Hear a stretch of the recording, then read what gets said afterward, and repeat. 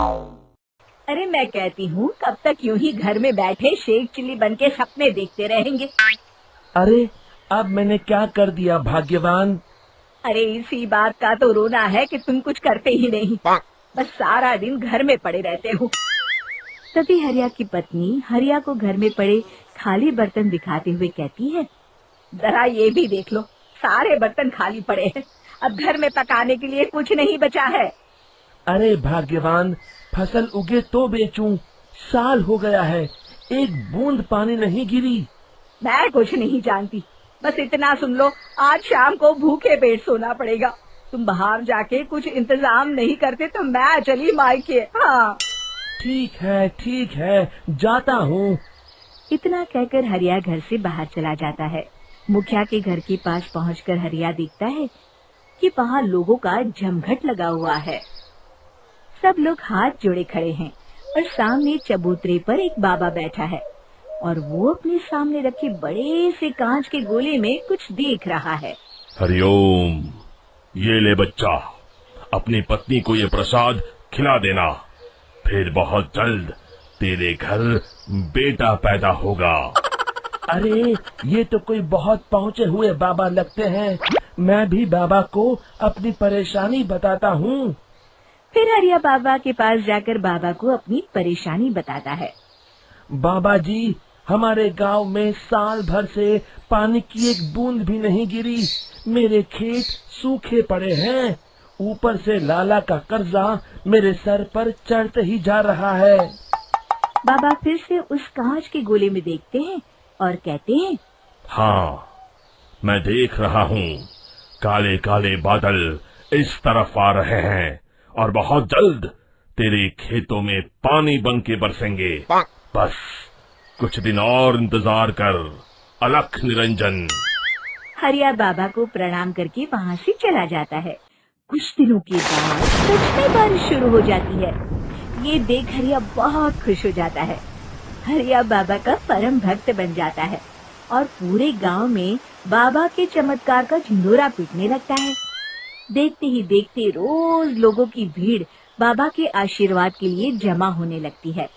लोग बाबा को चढ़ावे में पैसे, सोने की चैन, अंगूठी, घड़ी, जिसके पास जो होता वो चढ़ा देता।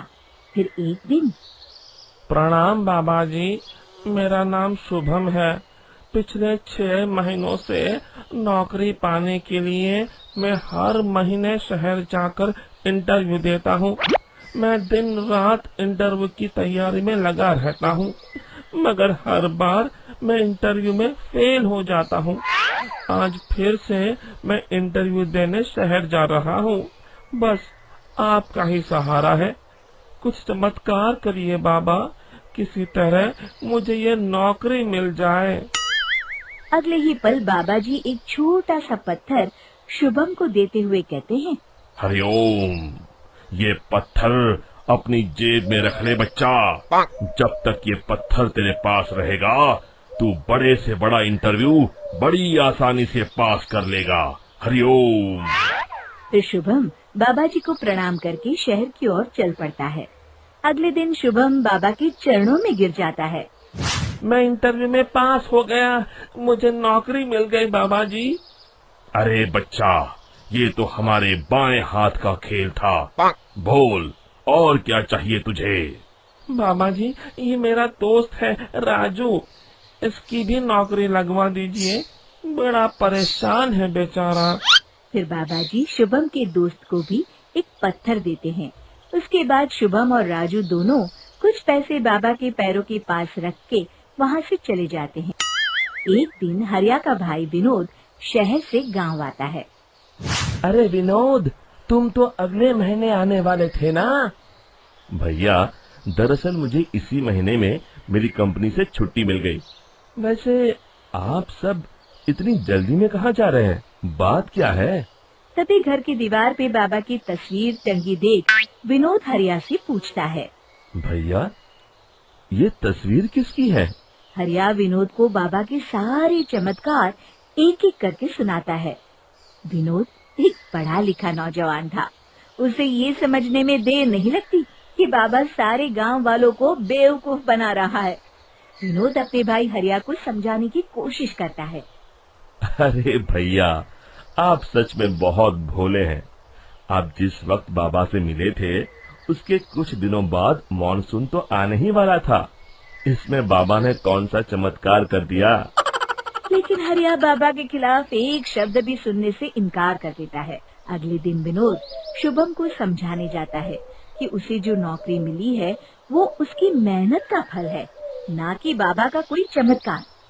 लेकिन शुभम की भी अकल पर हरिया की तरह अंधविश्वास का पर्दा पड़ा हुआ था। वो भी बाबा का कट्टर भक्त बन चुका था। फिर विनोद दूसरा रास्ता अपनाता है और अगले दिन बाबा के पास पहुंच जाता है। बाबा जी, मैं एक गरीब आदमी हूँ, दूध बेचकर अपना गुजारा करता हूँ, लेकिन पिछले 1 महीने से मेरी गाय बिल्कुल दूध नहीं दे रही। कुछ चमत्कार करिए, बाबा आपकी बड़ी कृपा होगी। बाबा सामने रखे कांच के गोले को देखते हैं और कहते हैं,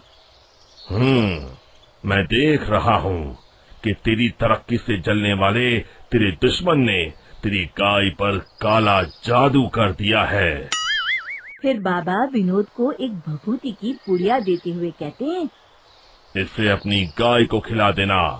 कल सुबह से ही तेरी गाय दूध देने लगेगी, लेकिन एक बात का ध्यान रखना, तू गलती से भी गाय का दूध निकालने मत जाना। जब तू सुबह उठेगा तब तुझे गाय के पास दूध पहले से ही रखा हुआ मिलेगा। विनोद मन ही मन मुस्कुराता है और बाबा को प्रणाम करके वहाँ से चला जाता है। फिर रात को विनोद अपने घर के बाहर एक बैल बांध देता है। घर के बाहर अंधेरा ज्यादा होने की वजह से विनोद को कुछ ठीक से दिखाई नहीं देता, इसलिए विनोद पास की खिड़की के पीछे छुपकर बैल पर नजर रखता है। थोड़ी देर के बाद बाबा वहाँ दूध से भरा बर्तन लेकर आता है और चुपचाप बैल के पास रखकर चला जाता है।